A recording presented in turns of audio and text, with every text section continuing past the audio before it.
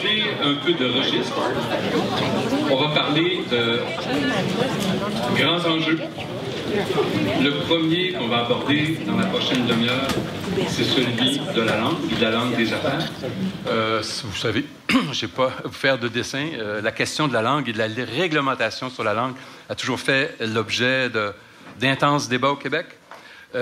Dans un quartier comme le Vieux-Montréal, ça pose des problèmes particuliers qui sont deux réalités. L'une d'entre elles, c'est bien sûr le fait que c'est l'histoire du Québec, c'est l'image de Montréal et donc la présence du français doit être là. Et de l'autre, c'est qu'un grand nombre d'acteurs du Vieux-Montréal sont des commerçants qui doivent concilier cet objectif-là avec les contraintes liées au commerce et au tourisme, notamment le fait qu'un grand nombre de gens vont voir l'anglais comme langue d'échange. Et donc, c'est des questions délicates, mais intéressantes. Et pour en parler, Martin Bergeron, qui était chargé des relations publiques, mais qui maintenant dirige les enquêtes à l'Office québécois de la langue française, qui va vous présenter sa vision du français dans le Vieux-Montréal. Monsieur.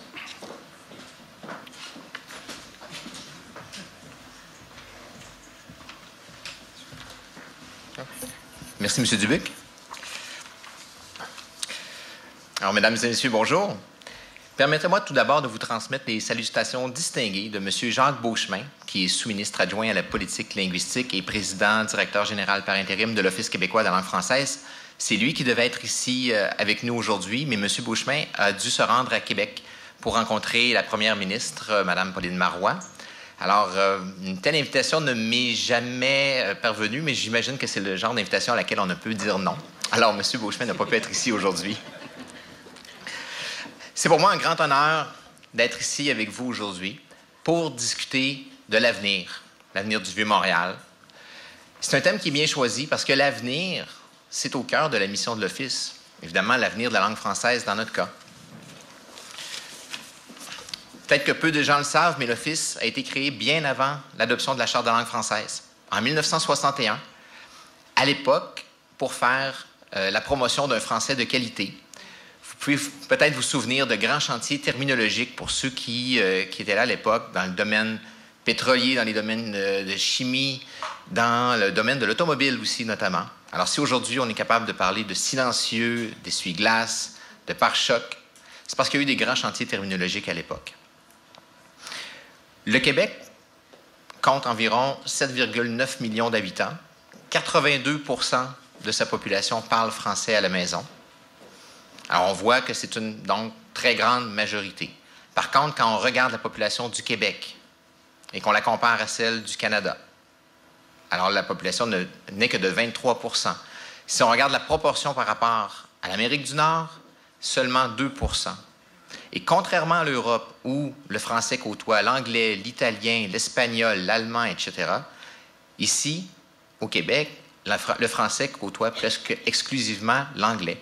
Donc, il y a une certaine pression linguistique, si je peux m'exprimer ici, qui vient toujours du même côté. Ces statistiques nous font constater toute l'importance de consolider la place du français dans les sphères de la vie publique pour que le Québec garde sa place, une place qui est unique dans le monde, une collectivité d'expression francophone qui existe depuis 400 ans en Amérique du Nord. L'adoption de la Charte en 1977 est venue modifier la mission de l'Office québécois de la langue française. C'est devenu de faire du français la langue normale et habituelle, du travail, des communications, du commerce et des affaires.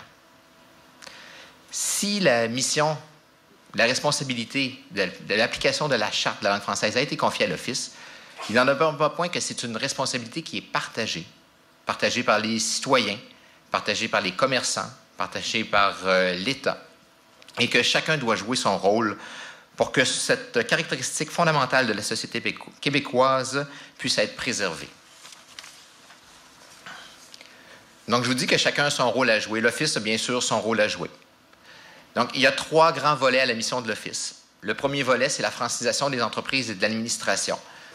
Alors, pour que les entreprises, justement, puissent offrir à leurs travailleurs un environnement francophone, pour qu'on puisse offrir à la clientèle des services en français, l'Office travaille avec ces entreprises-là, travaille avec l'administration publique, parce que lui-même doit être exemplaire. Alors, il y a peu de lois qui offrent aux entreprises, des conseillers, des experts pour les accompagner. Nous, à l'Office, on est en mesure de faire ça. Alors, si vous avez des questions, si vous avez des préoccupations, n'hésitez pas à faire appel à nos services. On est là pour vous aider. Un autre volet de la mission de l'Office, c'est celui de faire un portrait de la situation linguistique.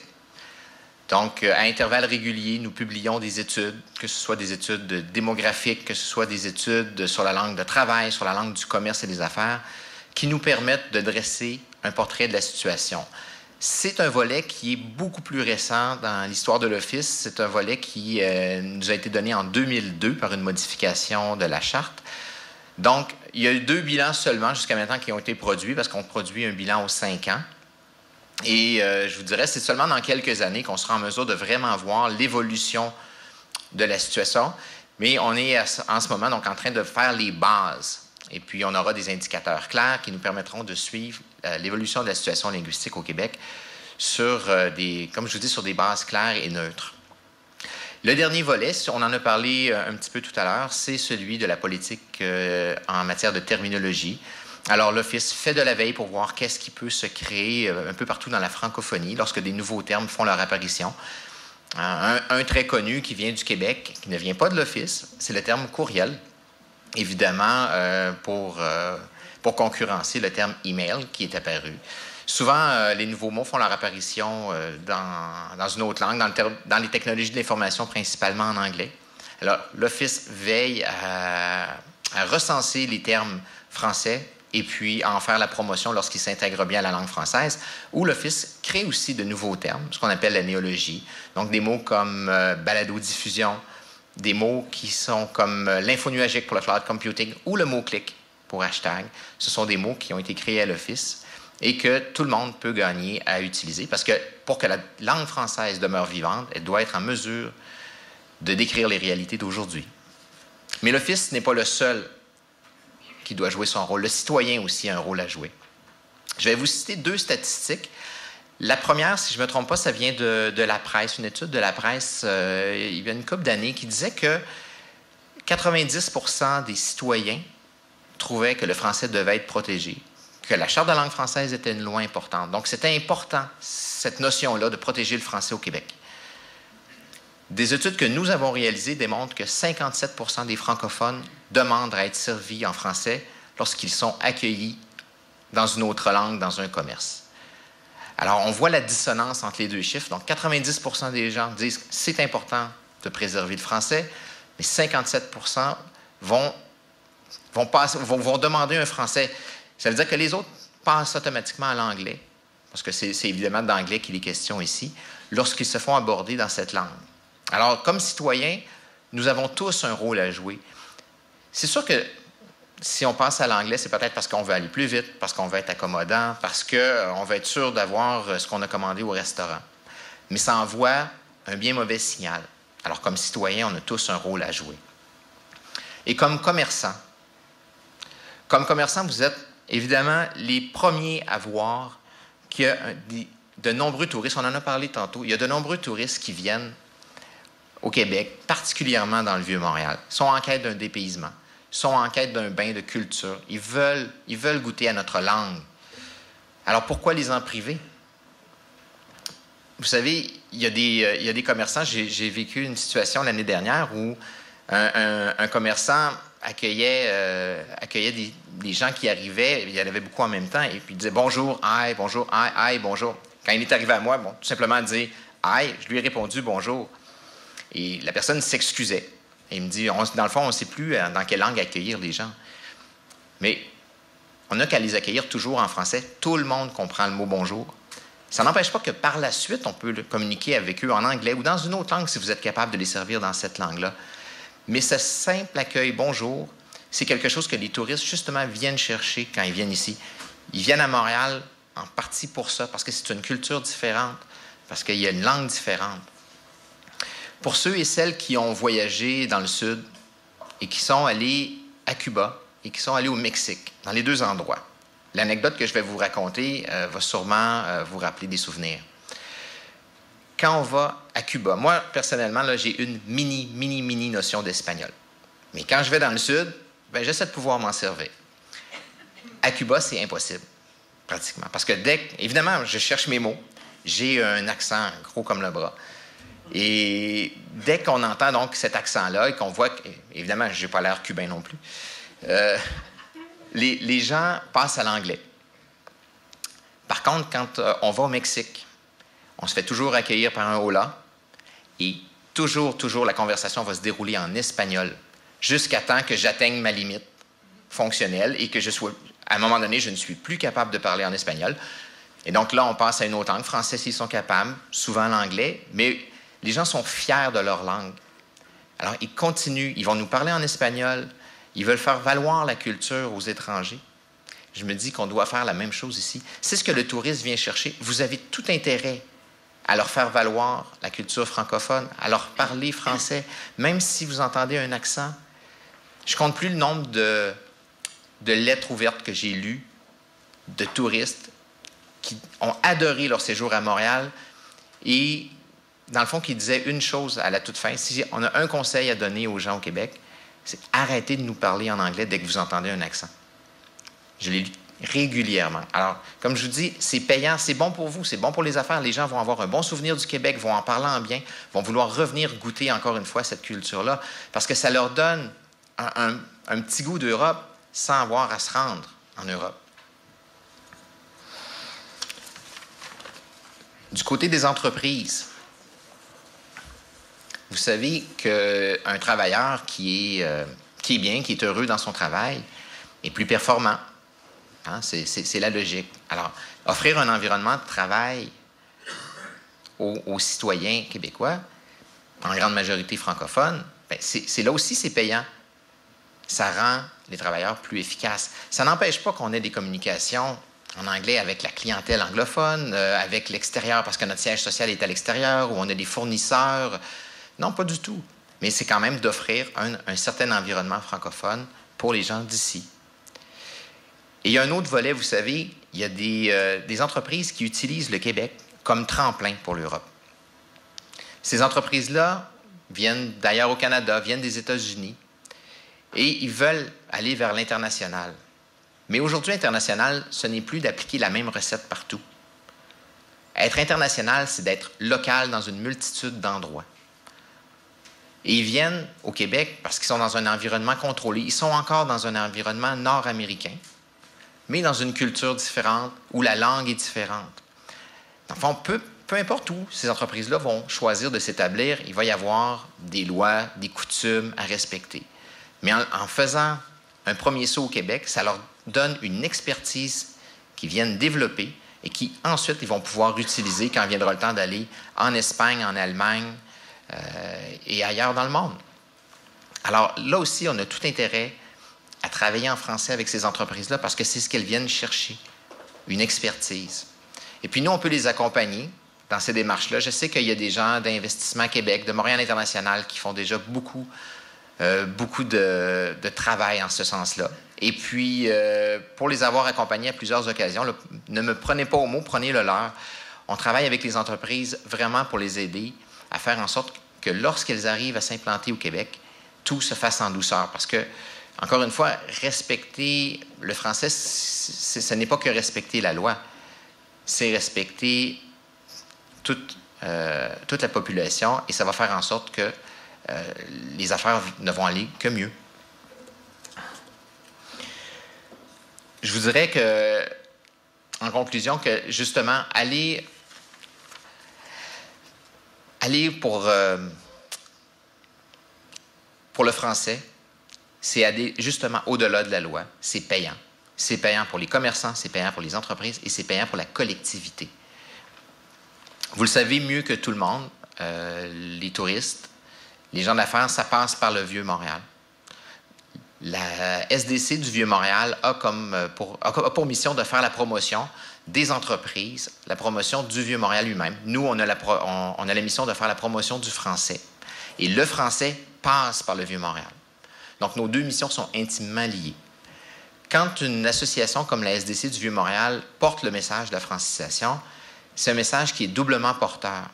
Non seulement il est plus pertinent, mais en plus, il gagne en crédibilité. Pourquoi? Parce que ce sont justement vous, les membres des associations comme celle-ci, vous êtes les premiers à voir les bénéfices qu'on peut tirer de faire du français la langue normale et habituelle de la vie publique, la langue de la cohésion sociale. Alors, c'était un bref exposé. Je pense qu'on va garder, se garder du temps pour des questions.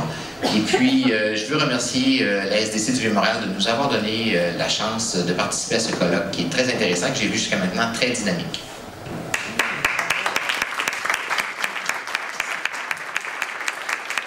Merci, M. Bergeron. Vous savez que je ne suis pas toujours un fan de l'Office québécois de la langue française et que j'ai toujours été un partisan du dialogue plutôt que de la coercition, mais je note. J'aurais pu lire votre présentation, le premier mot au dernier. Et donc, je vois qu'il y a des convergences toujours possibles dans nos sociétés. Est-ce qu'il y a des questions? Parce que s'il n'y en a pas, j'en aurai une. Je vais commencer par une, parce que j'ai entendu quelque chose dans la salle tout à l'heure. C'est que l'Office a travaillé avec la SDC pour accompagner les membres de la SDC dans leur processus, dans leurs efforts de francisation. Est-ce que vous pouvez nous parler de ça un peu? Parce que c'est toujours, ça soulève aussi un autre débat, que la participation et l'accompagnement sont souvent des bonnes façons d'arriver au résultat, plutôt que la matraque. Oui, écoutez, on croit beaucoup dans les différents partenariats qu'on a avec la SDC du Vieux-Montréal. Je vois la Chambre de commerce qui est représentée aussi. Aujourd'hui, on a des partenariats aussi avec eux. Alors, à l'Office, on croit beaucoup dans ces partenariats-là parce que, comme je vous disais, le message, il est beaucoup plus porteur. Si l'Office transmet un message, même positif comme celui que je viens de vous transmettre, on se dit, ben, c'est normal, c'est l'Office, c'est sa mission. Mais quand ce sont des associations qui viennent porter ce message-là, le message est beaucoup plus crédible, comme je le disais, beaucoup plus porteur auprès de ses membres. Et pour nous, ça, c'est très important. Alors, avec la SDC du Vieux-Montréal, on a travaillé pour sensibiliser les commerces du Vieux-Montréal à l'importance, justement, d'accueillir les clients français, à leur offrir un paysage linguistique, que ce soit en matière de services, mais aussi en matière d'affichage, de sorte que les touristes et les gens d'affaires puissent y trouver leur compte. Merci. Il y avait une question aussi. Oui, monsieur. Comme résident depuis 15 ans dans le Vieux-Montréal, et surtout depuis 2 ans, je vois une indexation du Vieux-Montréal. Je parcours énormément mon quartier Est-Ouest, Ouest-Est, ça prend 1h30 environ. Et sur la rue Saint-Paul, je vois que depuis 2 ans, il y a 4 nouveaux commerces anglophones, au moins des noms, et ainsi que la réception. Sur la rue Saint-Paul, j'en vois 2. Et sur la rue McGill, il y en a 2 autres. Ma question s'adresse quoi aux gestionnaires, aux journalistes, à la ville de Montréal, à l'Office de la langue française. Qu'est-ce que vous comptez faire? Ce que je vous disais tantôt, c'est que c'est vraiment une responsabilité partagée. Donc, évidemment, à l'Office, nous avons notre rôle à jouer. Depuis peu, on intervient plus seulement que sur plainte. Hein, auparavant, on devait signaler des manquements à l'Office pour qu'on puisse intervenir mais maintenant, on intervient de notre propre initiative. C'est-à-dire, donc, on va sillonner les rues du centre-ville. En fait, c'est déjà fait en grande partie pour faire en sorte qu'on va sensibiliser les gens. Alors, on le fait de notre propre initiative, mais on le fait aussi en partenariat avec des associations. Comme la SDC du Vieux-Montréal, je vois M. Franck Soubra qui est ici, qui a parcouru les commerces pour les aider justement à atteindre les objectifs de francisation, à faire en sorte que le français demeure une langue vivante. Alors ça, c'est le rôle que nous, on peut jouer. Mais comme je vous disais, les citoyens aussi peuvent jouer un rôle. Lorsque vous vous faites accueillir en anglais dans un commerce, plutôt que d'aller vers la facilité, parce que peut-être que vous parlez vous aussi anglais, bien, c'est d'y aller, de répondre simplement par un bonjour. Dans la très grande majorité des cas, le service, il est disponible en français. C'est l'accueil, en tout cas dans les études que nous, on a fait dernièrement, c'est l'accueil qui avait tendance à diminuer. Donc, l'accueil uniquement en français pour un accueil soit plus bilingue ou un peu plus anglais.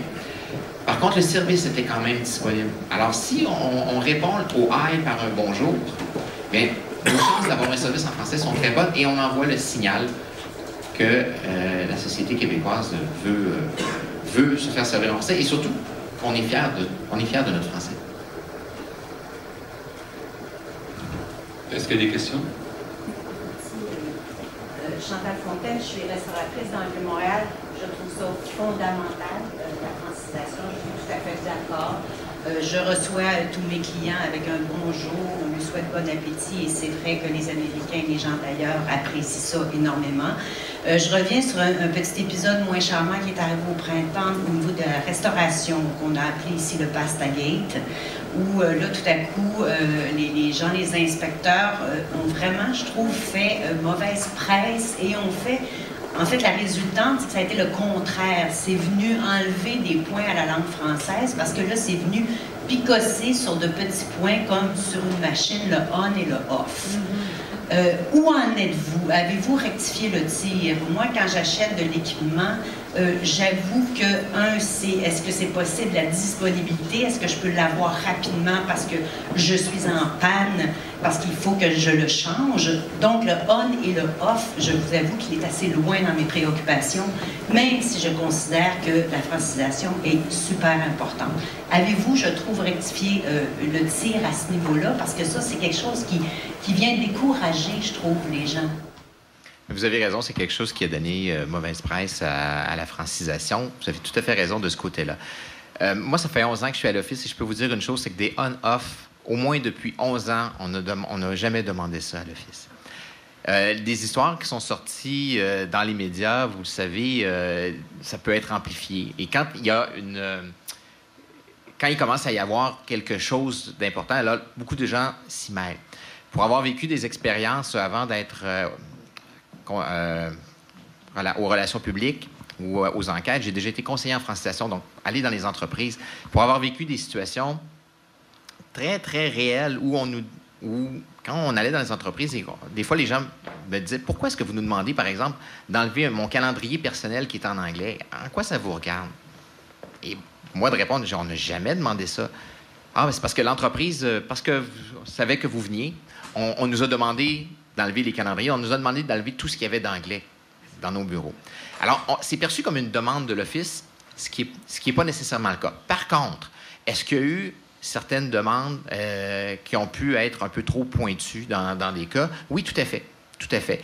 Et l'événement qui est survenu en février, si ça a pu servir à une chose, c'est de dire, OK, on a besoin de se concentrer peut-être sur d'autres priorités. Alors, dans les travaux qu'on a appelés des travaux de modernisation des pratiques de l'Office, on a cheminé déjà de ce côté-là, et puis on a dégagé du temps à certains égards pour être en mesure, je vous dirais, d'évacuer un peu ce qui peut être vu comme un manquement mineur et ne pas intervenir donc de façon plus formelle comme une enquête. Évidemment, tout ça n'est pas encore complètement attaché. C'est quand même... Essayer de définir le manquement mineur, là, je vous dis, ça a l'air simple comme ça, mais si on pense à une grille d'analyse dans laquelle on dit, OK, qu'est-ce qui est plus important, qu'est-ce qui est moins important, ce n'est pas si simple. Par contre, les petits détails, les menus détails, on évite ça autant que possible. Et si on est en mesure, peut-être, de travailler de façon un peu plus sectorielle ou à la source. Vous parlez d'équipement dans vos restaurants. Vous pourriez vous pouvez recevoir des autocollants des fois d'entreprises qui font la promotion, on pense à au Web 2.0, qui font la promotion de votre restaurant. Ils vont vous fournir un bel autocollant pour dire que vous êtes recommandé sur tel site. Si vous le recevez en anglais et puis qu'il y a une plainte là-dessus, honnêtement, est-ce que c'est de votre faute? Est-ce que nous, si on reçoit plusieurs plaintes de cet avis-là et que par nos démarches, justement, de notre propre initiative et par les associations, on se rend compte qu'il y a peut-être une certaine problématique. Justement, plutôt que d'intervenir détaillant par détaillant, est-ce qu'on ne serait pas mieux d'intervenir à la source ou de façon sectorielle? Je pense que poser la question, c'est y répondre. Et c'est vers ça qu'on se dirige. Tous les travaux ne sont pas encore terminés, mais c'est vers là qu'on s'en va. Est-ce qu'il y a d'autres questions? Oui. Oui, bonjour. Mon nom, c'est William Donofrio.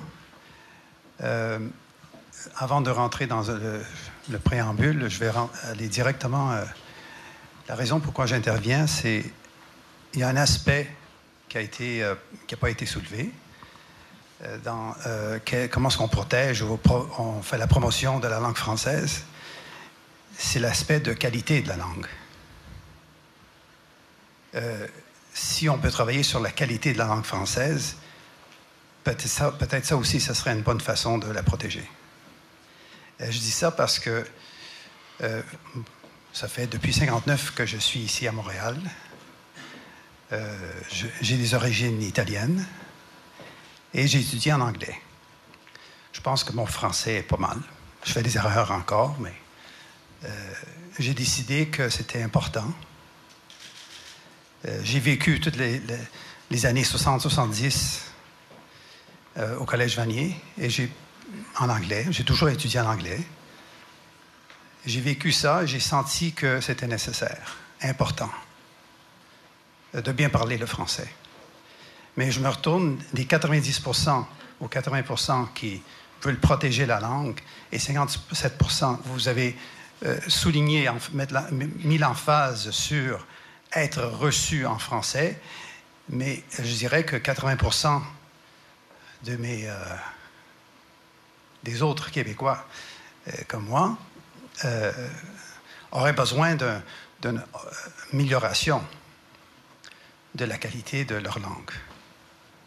Est-ce que vous pouvez travailler là-dessus aussi? Merci.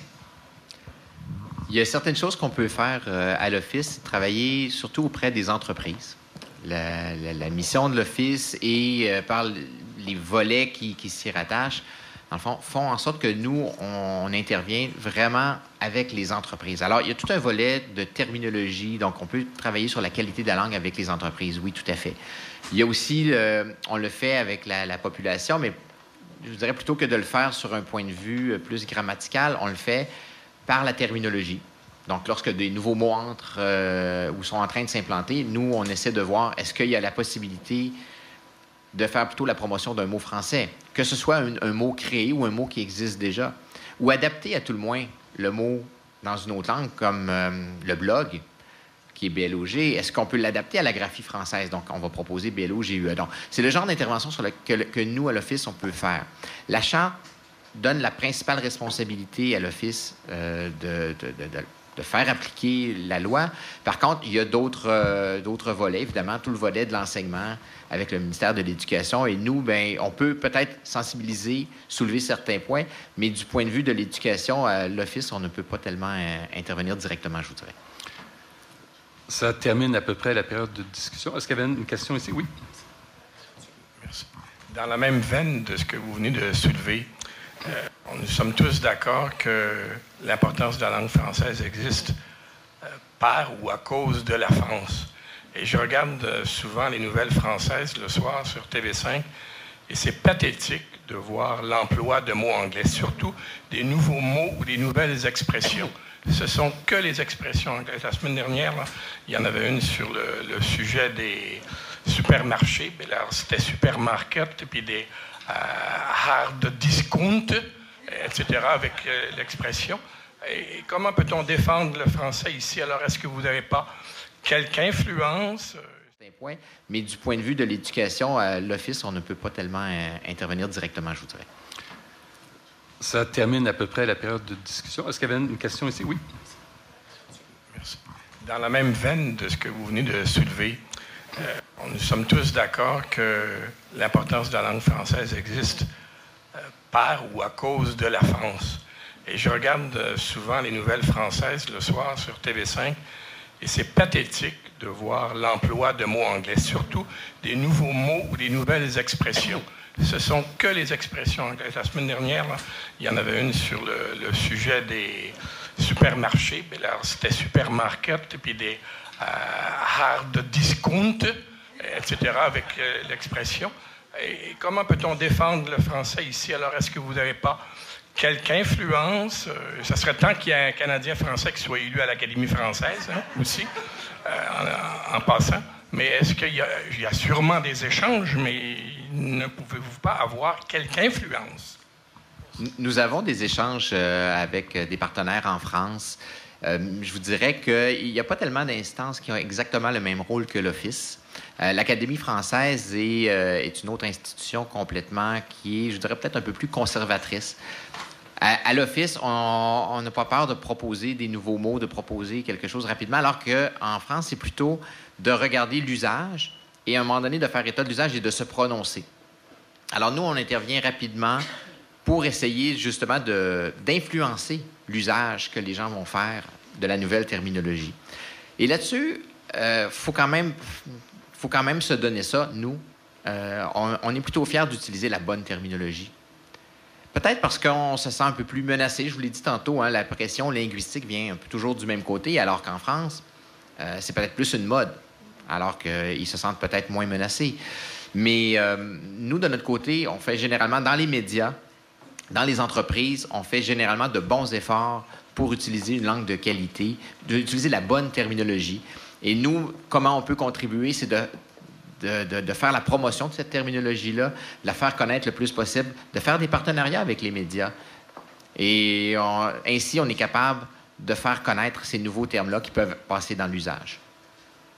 Eh bien, merci, M. Bergeron. Et votre dernière intervention nous rappelle quelque chose. Vous avez un rôle important à jouer, mais qui n'ira pas très loin si tout le monde ne joue pas son rôle. Et c'est vrai de vous, c'est vrai des médias, c'est vrai de l'école. Et que j'ai une anecdote qui n'est pas dans le domaine de la langue, donc c'est moins chaud. C'était à Québec. C'est le maire Lallier qui m'avait parlé de l'affichage commercial dans le Vieux-Québec, qui n'est pas réglementé de façon rigide. Mais et il faut, et bien sûr, dans le Vieux-Québec, respecter le patrimoine architectural. Et donc, les néons sont exclus et tout ça. Et ça se fait uniquement par autodiscipline, parce que les commerçants ont compris que le fait de défigurer le Vieux-Québec nuirait à leur propre existence. Et je pense que le français dans le Vieux-Montréal, c'est la même chose. Et vous aviez l'expression dans votre présentation de valeur ajoutée. C'est que, et je n'utiliserai pas le mot branding, ça serait malheureux dans la circonstance, mais que le français doit naturellement être la marque de commerce du Vieux-Montréal. Je vous remercie beaucoup. Merci.